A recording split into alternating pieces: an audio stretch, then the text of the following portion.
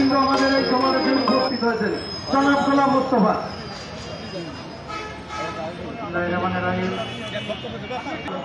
নিয়ে আপনারা সবাই জানেন ভবদহের জলাবদ্ধতা অপসারণের দাবিতে যশোরের অভয়নগরে মানববন্ধন ও সমাবেশ করা হয়েছে। শনিবার সকালে উপজেলার নোয়াপাড়া বাজারে ভবদহ পানি নিষ্কাশন ও জমিজমা রক্ষা জোটের উদ্যোগে এই মানববন্ধন করা হয়।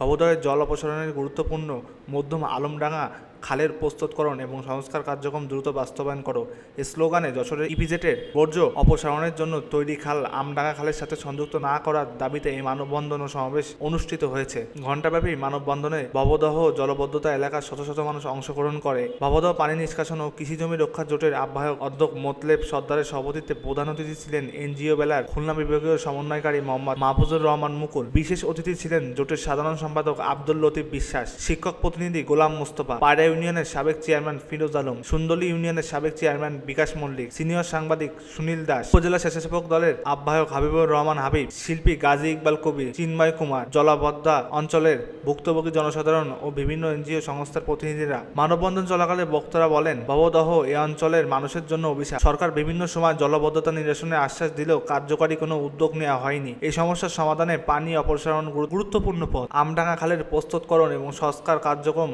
দ্রুত বাস্তবায়ন করতে হবে। এছাড়া যশোর ইপিজেডের বর্জ্য অপসারণের জন্য তৈরি খাল আমডাঙ্গা খালের সাথে সংযুক্ত না করার জন্য দাবি জানানো হয়।